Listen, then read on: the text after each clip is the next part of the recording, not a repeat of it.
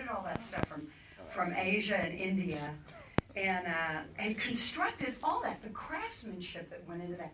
Even the smokehouse stack, that's not pressed and formed plastic or any of. They actually pressed bones into stuff and molded it and made it. I mean, it's an amazing work of art. And the makeup and the prostheses and Grandpa was an actor named Ken Everett. Wasn't a great looking guy. God rest his soul. Fabulous guy. But he was so young. And then you look at the makeup on him. I mean, Tom Savini was a master. Is. I mean, he's still here. So one of the things, you kind of mentioned the fun at the start of the Q&A. One of the things that I think also really makes this movie hold up so well is you can tell just how much fun you are all having on the set during this. Can you talk a little bit about how much of Bill Moseley's Chop Top characterization is improv and how much of that is scripted? One of the things that was great about Kit Carson's script, he really knew Texas. He knew the language. He knew the lyricism and the rhythm of it. It sounds musical sometimes. The great thing about Bill is he would just, and you could tell, well, I can tell, where the script leaves off and where Bill starts having fun. Like when he would be mocking my crying. Burner Like a Rat is in there, but he took off with Burner Like a Rat. He would go off on the little riffs. The cowboy hat and the horn, solidly Bill. All the stuff he says while he's beating up LG with the hammer, made it up all on the fly, because that was not scripted.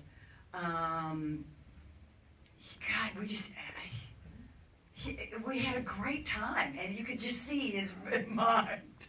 You could just see his brain working. One of the things that I was talking with my friend and director, Bart Mastronardi, Tales of Poe, coming out very soon, is how many times Dennis Hopper started to laugh. And he had to kind of hold that in. I think everybody had a great time. You could see it. It was so fun. How much time was actually spent on filming? What was your actual, We started, I think, April 29th, and we wrapped on July 4th. And the last 12 or 13 days of production, we were going about 20 hours a day, shooting double units. I'm watching the camera car stuff where I'm going to chase them. I remember we had already shot about a 14-hour day, and we went and did camera car. I was falling asleep on the wheel of the camera car. So for you, what was the most, like I said, it's a lot of fun, but like what was kind of the most challenging aspect of the movie for you? The most challenging part were my scenes alone with Dennis, because I had never. My first film was with Louis Ball, who was a world-famous French director, and I worked with Ed Harris and Amy Madigan, and I was nearly paralyzed with fear. That was my very first feature. I'd only had about 6 months of acting classes when I did that film, but those were the only big stars that I'd ever worked with before this. And I knew Dennis's filmography so well, and I knew the I mean, you look at the man's film history, go on IMDb and look. Nick Ray, George Stevens, he was friends with James Dean. I mean, I just wanted to hear stories. And the thing that was great is he was very obliging about telling all kinds of stories. One of the most important things about my time with Dennis, he taught me the technical aspects of film. I'm a much more technical actor because of it. Knowing how to manage light in your scene, knowing how it's a visual medium, it's a director's medium. Knowing how a shot is composed, knowing what lens is on the camera, knowing how you're framed in the scene. Turning into or away from the light can make a statement in and of itself. And one of the things that was also great about working with him is when not to talk. And if you can, play a scene with just a look or just a response instead of saying something, and how much I learned every single thing about that from him. Now, was there anything in the movie that how different from the time you signed on and from when you went into production to what came out in the actual final cut of the movie? How much did the movie change at all? it changed pretty dramatically because the book of the film was already really rich because Kit was an amazing writer. But as we went along, I mean, he was constantly coming up with new scenes, new improvisations, new lines, all kinds of stuff. A lot of the exposition Jim Sydow had to do, and it got chunky and long, but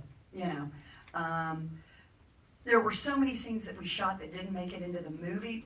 One of the important storylines of my first day shooting, when you see my character come into the chili cook-off, and she's upset and putting on her jacket, she's complaining and angry she's talking about how her mother told her all about Lefty because her mother and Lefty had a long-term affair. And the implication, there are 2 scenes in the script where she refers to her mother's long-term involvement with Lefty, which is a bit of an implication that Lefty may have been her father. And he calls her sister, and I'm a Southerner, and I know, I call my sons brother to teach them the concept of brotherhood, but that would have been a nice bit of story. A lot of stuff disappeared. Now, can you talk a little bit about working with Bill Johnson as well, too, who, besides Bill and besides Dennis, you worked with quite a bit in the movie? Bill was a real Zen hero, and he was not into violence, and he didn't want to have to handle a running chainsaw, and we really had to cajole and persuade and entice him into using the saw. Physically, he and Bob Elmore were very, very different. And you can see how athletic and agile Bob Elmore was. And, the love scenes and the sex scenes with the song were all Bill Johnson. I mean, those eyes, that coy little look. He plays so differently on a big screen like this than on a little screen. Bill, to this day, is probably one of the most erudite, well-educated, cultured men that I've ever known. And Bob Elmore was not. and they played everything so differently. The beauty of that movie, for all of us who are still alive, we're all still friends. We all still see each other. And well, we just did after all these years. Yeah, we just did with you guys back in May in Phoenix, or in the photo op. Oh my God, it was fantastic. So we'll be doing more of those. That's Evan's adventure. So what was your first experience? I'm going to open up to you guys in just a second here, but what was your first experience seeing the film, and what were your thoughts?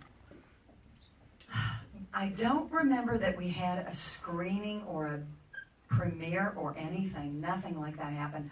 I think what happened was I had moved out here right after the release of the film, and I didn't see it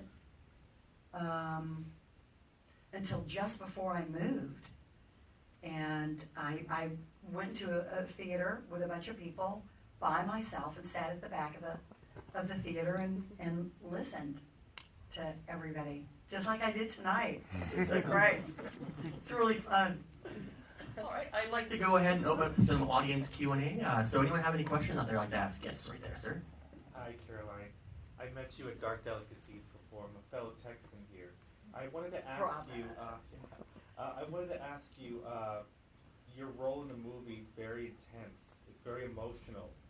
I physically saw you shaking, and I was wondering, because I've asked other actresses that have played similar roles, do you ever have a problem at any point letting go of that, or taking that home? Do you have nightmares? Did that manifest itself in any way? Or because that was brilliant acting, I have to say. Well, it was the biggest responsibility, and it was the biggest responsibility and dedication of time that I'd ever had in a movie. I'm in nearly every frame of the movie, and I relished that opportunity. I loved it. And Toby would be right there in our faces or right off camera. Kit would have little inspirations, feeding off the other actors. The only thing is that it did on occasion become tiring. By the time you see us going up those outer stairs, Bill's stunt double was Dan Berenger. My stunt double was Beth Nauman. Hoppers was Jim Stevenson, and obviously Bob Elmore was Bill Johnson's stunt double.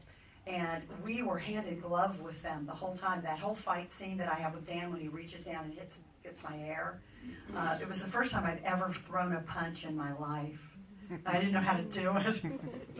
He literally had to dance me through throwing a punch. By the time we got to those outdoor stairs scenes, we were really tired. We were really fatigued. You know, it was a very physically challenging shoot. But, you know, I'm athletic. I like that shit. Another yeah, right there. Yeah. Kind of a two-part question. What's your favorite scene of the movie? And then also, there's a lot of crazy stuff in this movie that obviously like Tobe Hooper came up with and stuff like that. Is he kind of like Bill Moseley, where it's like a gentle guy, or is he kind of, not that he would say he was messed up in the head, but you got to be kind of crazy to come up with this stuff.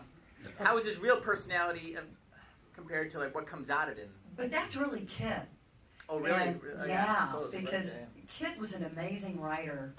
He did David Holtzman's Diary back in the 70s. I give that movie today, when I can find it on Amazon, I give it as gifts to directors. Because his facility for language, personality, the personality of cities and of places and of cultures, he had such a sociological bent on things. He and Bill Moseley had this amazing symbiosis, because Bill was very academic and had taken a lot of psychology courses at Yale. And the two of them they really fed and fueled one another. It was a perfect creative moment, in a way. Toby was a perfect director for me because he's just simply very direct. More, bigger, badder, not such an ugly face, pretty face. You know, I never learned how to cry pretty. I know how to do it now, but I didn't know how to do it then. He was also editing Invaders from Mars at the time. So he was on a hamster wheel himself. And I think he just expected us to go with the flow and follow the structure. And I mean, the way he set up every shot, every scene, the way everything was covered, it's so seamless. It's a great story. It's a great, crazy story. What's your favorite scene in the movie? It has varied over time. Today, it's those moments that I had with Dennis, because the value that I have gained from that is with me today. I hear myself remembering which side of my face is best. I know how to maneuver my way through a rehearsal. I know how to make things work for me. But those moments were so wonderful. Just to hear him tell stories. I heard so many wonderful stories about so many fascinating people whose film histories have informed my goals and my dreams. Yes, right over here. At the end, you're dancing with the chainsaw. And I heard there was actually that wasn't the original ending, or there was like an alternate ending too, or something other than that. The alternate ending was I got fired. He wanted to shoot the end of the movie. We were only 5 days into the shoot, and he wanted to there was going to be a great sky, there were going to be all kinds of Maxfield Parrish clouds and gold and stuff, and he really wanted to shoot the chainsaw dance that night. And we'd already put in a really long day. I had never held a chainsaw in my life. I'm a princess a little bit. And certainly not one running, and at the top of a drop-off, and I just said no. We drove out to the location. It's about 12, 15, 20 minutes outside of Austin. And I just said, I'm not ready to do it, and I'm not up to it. And he turned on me, he said, then go the fuck home then. And I got driven back to my room, and I called my agent and I said, I think I'm fired. Because in those days, shooting film, if you had 2 weeks or so committed in the can, they couldn't really fire you without going to their completion bond. And nobody wants to have to do that. And I was only 5 days in, so I thought, I am so screwed. Hey, got back the next day, everything copacetic, nobody said a word. And by the time we got to shooting that last scene, I was ready for it. But scripted-wise, there was only one ending. to the scene, and that was it. Do we have another question out there? Yes. So you mentioned that you saw the movie with an audience when it first came out, and now you're seeing it with an audience sometime later. What are there any differences in the reactions between when, you know, the audience reaction then and now? Do other things stand out? The sex scene. Because at the time we were released without a rating. That was considered so taboo to do a scene like that. I have all my clothes on through the whole movie. There's no nudity. I don't simulate sex in any other way.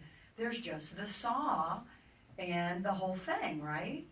But at the time, it was incendiary. I mean, women's studies departments at universities were excoriating the misogyny of Kit Carson and Toby Hooper and everybody else.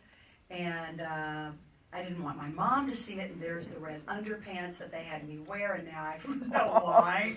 And that was the deal. That was the deal. And I remember sitting in the audience. That scene happened. It was deadly quiet. I mean, it was just deadly quiet. You know, in this audience, everybody was kind of laughing. That scene is an old friend for you. You know, it's a date scene. But then it was, so much of the movie fell completely flat for so many people.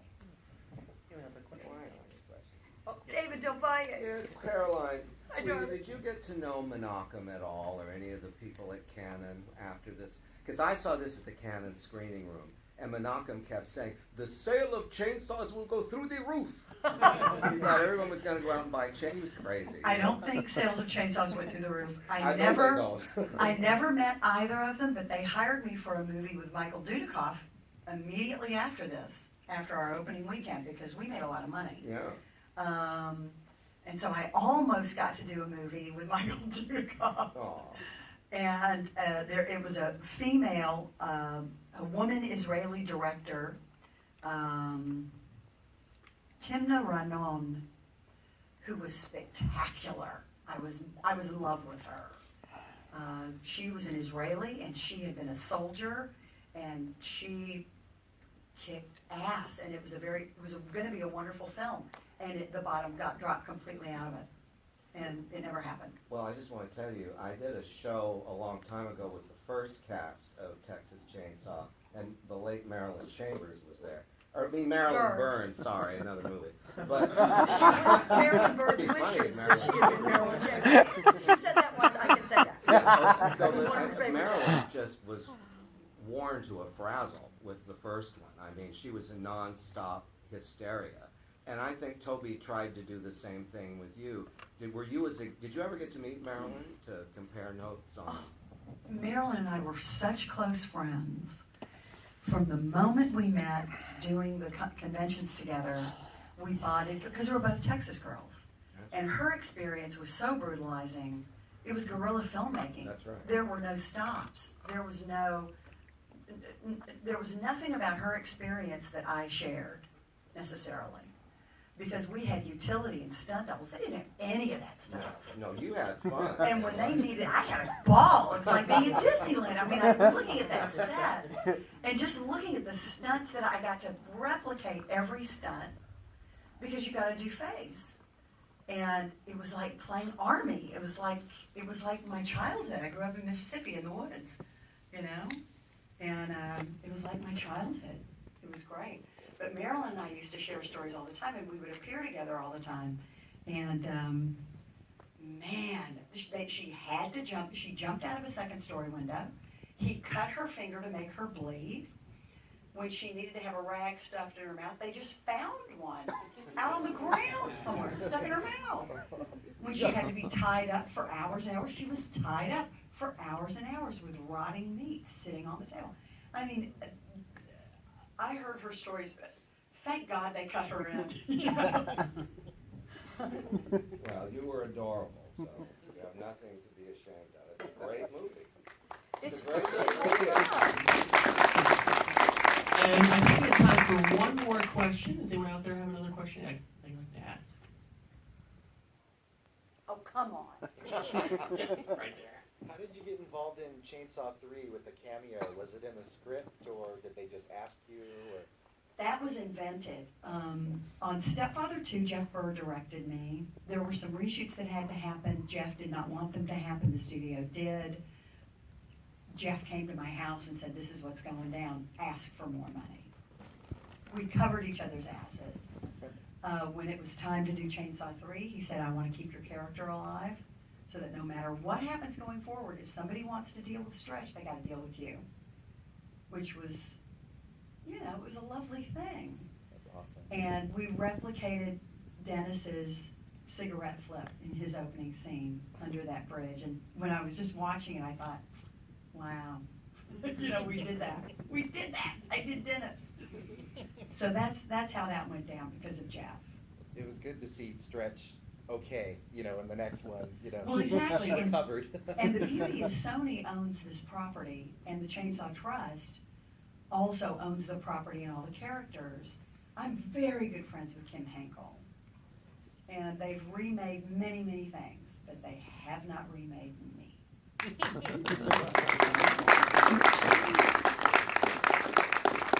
Well, Carolyn, I'd like to thank you very much for coming out here and celebrating this evening. This has been a lot of fun. Woo!